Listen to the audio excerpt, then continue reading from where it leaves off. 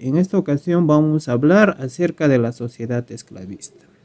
¿En qué consiste la sociedad esclavista? Recordemos que esta sociedad esclavista va a ser clasificada por Karl Marx, el alemán economista. Por eso también se le conoce dentro de su periodificación como la periodificación económica.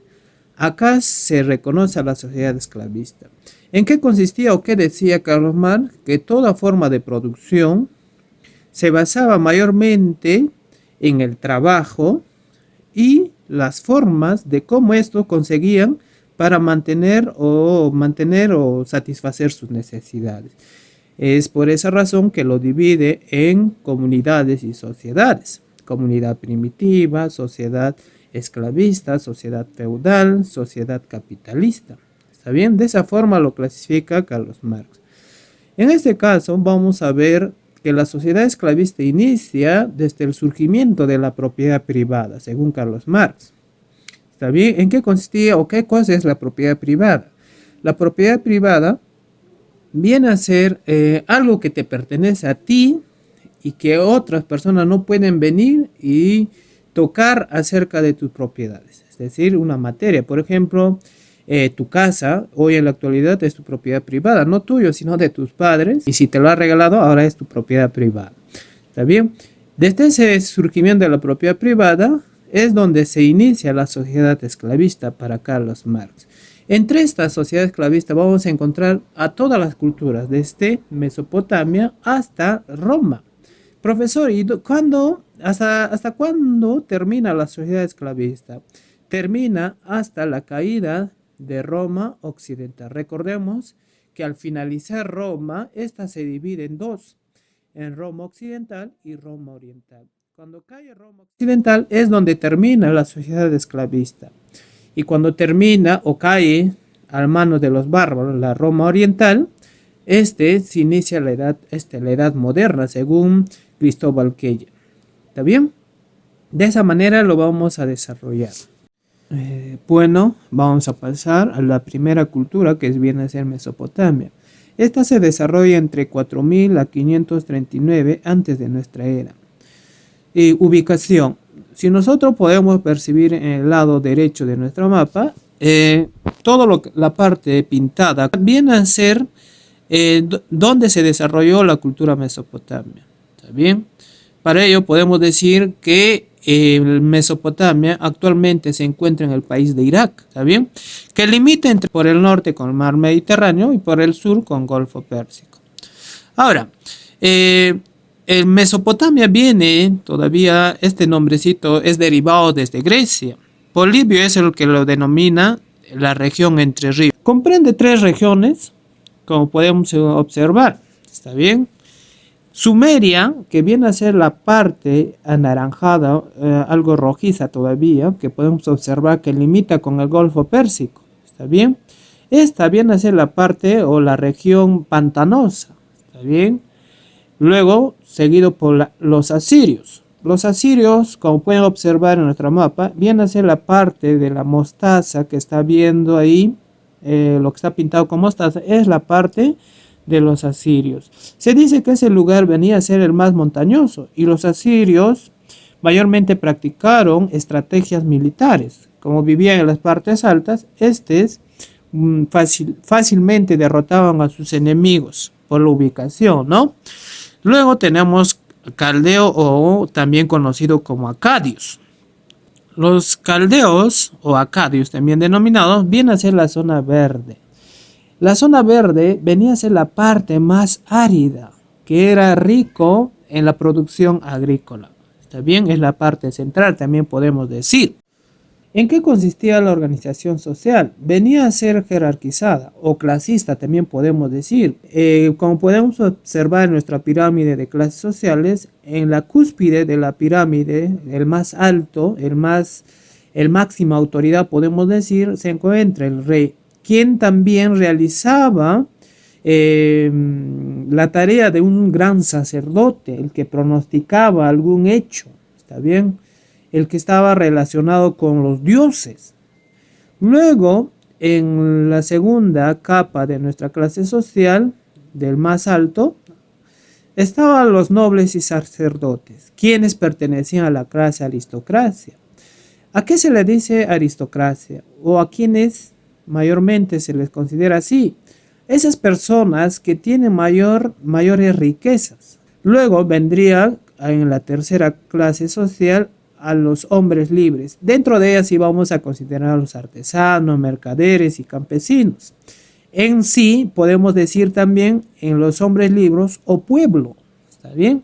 Y por último tenemos a las clases más abusada en la sociedad esclavista, que viene a ser los esclavos, quienes hacían las tareas más pesadas. Una nota muy interesante en la cultura mesopotamia, toda esta distinción de clases podemos observar en el estandarte de Urtz, está bien, que viene a ser una obra artística hecha de mosaico. Bueno, siguiendo con la clase, pasamos al segundo punto, que viene a ser la organización económica. En cuanto a la organización económica, de cómo el pueblo de Mesopotamia pudo abastecer a gran cantidad de sociedad. Esto gracias a la producción agrícola, esta vez. Es decir, lo que más sobresale en la organización económica dentro de Mesopotamia viene a ser en la producción agrícola y ganadera. ¿Está bien? Luego también diremos que se practicaba el comercio. ¿Qué cosa mayormente producían, profesor? Producían lo que viene a ser el trigo, lentejas, uva también, la vid se le conoce así la uva, la cebada, como etcétera.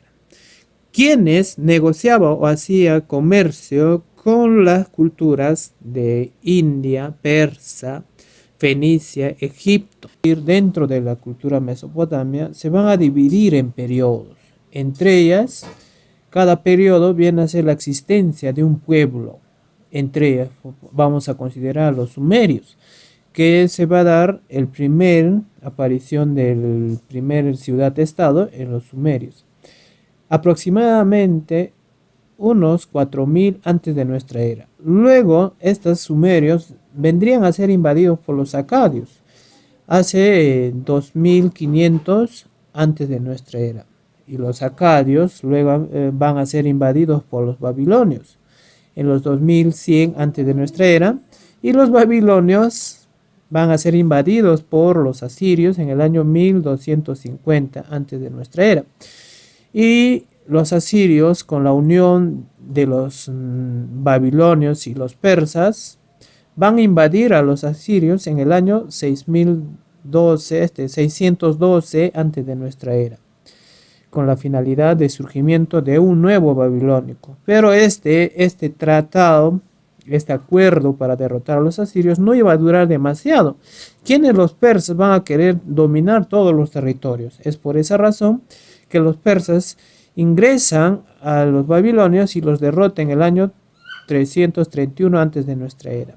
Bueno, vamos a iniciar con el desarrollo de todas las periodificaciones mencionadas antes.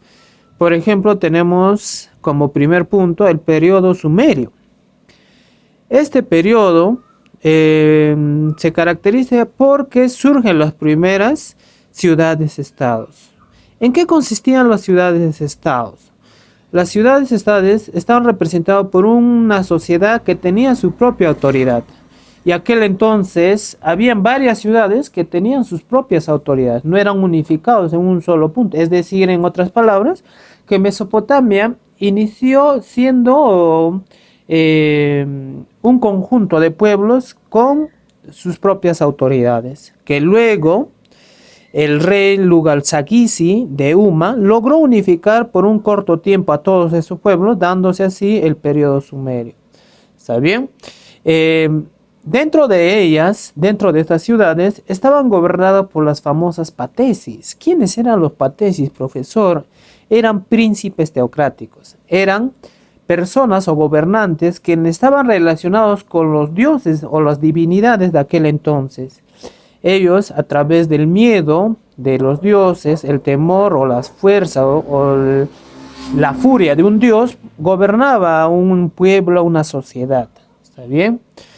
Podemos mencionar algunas ciudades comerciales, como viene a ser de Lagash, Uruk, Nippur, Ur y Eridu. Estos venían a ser las primeras ciudades en comercializar. Una nota que recordar entre ellas, podemos decir que en Ur nació el patriarca de la cultura hebrea conocido como Abraham. ¿Está bien? Los acadios mayormente se desarrollan un aproximado de 2500 antes de nuestra era, quienes conquistan a los sumerios. ¿Está bien? Al mando de Sargón I. ¿Quién era Sargón I? Viene a ser el personaje que está en la parte derecha superior, quien porta una vara. Él venía a ser Sargón de Akkad, quien dice que creó el primer ejército que construyó el imperio en la historia. ¿Está bien? Luego diremos que este establece un estado imperialista. ¿Qué cosa viene a ser un estado imperialista, profesor? Es decir, que a través de sus guerras, a través de sus conflictos con otras sociedades, otros pueblos, esto empezó a extenderse. Así, siendo que su estado empiece a abarcar mayor cantidad de territorios. A eso se le conoce como un estado imperialista. Luego, iban a ser nuevamente invadidos por los sumerios, de un pueblo conocido como los gutis. Los gutis nuevamente van a querer tomar el poder por parte de los sumerios y lo van a lograr. ¿Está bien? Se va a dar la derrota de los acadios, nuevamente renaciendo el estado sumerio. Luego de esta batalla, se daría el florecimiento nuevamente comercial de los sumerios, portando como la ciudad más comercial de aquel entonces Lagash. ¿Está bien? Luego, siguiente, vendría el imperio babilonio, el primer imperio babilonio. ¿Está bien? Esto aproximadamente 2100 antes de nuestra era. Los amorritas o amorreos eran parte de la sociedad de los babilonios, quienes se apoderan derrotando a los sumerios y caldeos. ¿Está bien? El que más sobresale entre ellas viene a ser el soberano Hammurabi, quien fundó este imperio, teniendo como centro administrativo, capital de este imperio, hasta a Babilonia, con el mismo nombre. ¿Está bien? Dentro de ellas podemos decir que el soberano Hammurabi sobresale en cuanto a las legislaciones hechas aquel entonces. ¿Recuerdan esa frase, ojo por ojo, diente por diente? Él lo realiza. ¿Está bien? Como cuarto imperio tenemos a los asirios, quienes eran grandes militares. Recordemos que los asirios se ubicaban en la parte alta, está bien, montañosa, donde practicaban mayormente sus estrategias militares. Podemos decir que los asirios se inicia su expansión gracias al soberano Assur-Uballi. ¿Está bien? Él es el que inicia con la expansión asiria. Luego vendría el soberano Sargón II, quien derrotaría mayormente a los babilonios. Y establecería su capital, Khorramshahr. ¿Está bien? Desde ahí se manejaría todo lo que viene a ser el imperio. Pero luego, el soberano Sennacherib empezaría a construir templos y palacios, entre ellas, el que más sobresale entre sus construcciones viene a ser el Palacio de Nínive, quien restaura y pone como nuevo centro administrativo la ciudad de Nínive, el más importante aquel entonces. Luego, como otro soberano que sobresale en el imperio asirio, viene a ser Ashurbanipal.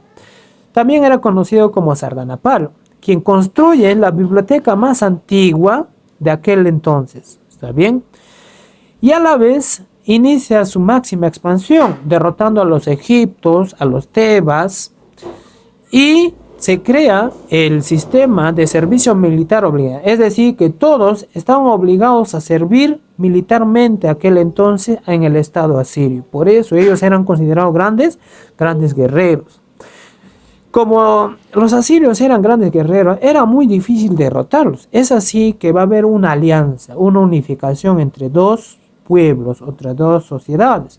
Entre ellos los medos a cargo de Ciaxares, el rey Ciaxares, y los babilónicos a cargo de Nabopolosar, quienes unifican fuerzas para derrotar a los asirios y así limitar la expansión territorial de este estado asirio. ¿Está bien? Dándose así el final de este imperio. Como última nota, podemos decir que dentro del imperio asirio, la ciudad más sobresaliente viene a ser la sagrada Nínive o el palacio de Nínive, construido por Sennacherib. Bueno, como último periodo de la cultura mesopotámica tenemos al segundo imperio babilónico, ya que Nabopolosar es el que inicia con el segundo imperio babilonio. El más sobresaliente viene a ser Nabucodonosor II. ¿Por qué, profesor? Porque este se le consideraba como el máximo conquistador y a la vez el constructor. ¿Por qué constructor, profesor? Porque este inicia con las grandes construcciones de la antigüedad, considerados antiguamente como una de las 7 maravillas del mundo. Incluso 2, ¿está bien? ¿Por qué, profesor? Porque construyó la Torre de Babel y los grandes jardines colgantes de Babilonia. La Torre de Babel, ¿con qué finalidad construye Nabucodonosor II? Se dice que con la construcción de la Torre de Babel se debe a que aquel entonces había pasado un diluvio, que nos habla Gilgamesh, el poema épico. ¿Está bien? ¿Quién, para que no vuelva a pasar nuevamente la ira de los dioses con este gran diluvio y mate a toda la humanidad, empieza la construcción de esta torre, que tenía un aproximado de 90 metros. Así salvaría muchas vidas, según sus ideas que tenía Nabucodonosor. Otros historiadores plantean que esta torre venía a ser en honor a su dios de la guerra, que era Marduk. ¿Está bien? E incluso la Biblia habla acerca de esta torre de Babel. Se dice que después de haber pasado Noé el diluvio, construye una torre tan cercana a Dios, donde se practicara una sola lengua. Pero Dios, al ver que se acercaba mucho al cielo, se enoja y manda su ira, mandando a Noé que destruya esta torre y simplemente surjan varios idiomas. ¿Está bien? En eso consistía también según la Biblia. Ahora lo que viene a ser los jardines colgantes. Los jardines colgantes venían a ser una arquitectura maravillosa aquel entonces, donde tenía la forma de una pirámide trunca. Cada escalón tenía palacios y templos. Entre ellas tenía un vasto jardín, como podemos observar en las imágenes. ¿Está bien? Ahora, la pregunta es, ¿con qué finalidad empezó a construir Nabucodonosor? Algunos historiadores manifiestan que la construcción se debe al amor de su esposa. En honor a su esposa se manda a construir este gran jardín colgante de Babilonia. ¿Quién era su esposa, profesor? Su esposa se llamaba Amitis. En honor a ella se construye lo que viene a ser estos jardines colgantes de Babilonia. Y para terminar, diremos que el último rey de Babilonia venía a ser Nabineto, o también conocido como Baltasar, quien va a ser vencido por los persas, guiado por el rey Ciro. Esto en cuanto a los imperios y el desarrollo de todo. Pasemos a los grandes aportes culturales que nos deja la cultura mesopotamia. Entre ellos vamos a ver en la ciencia. En la ciencia desarrollaron la astrología.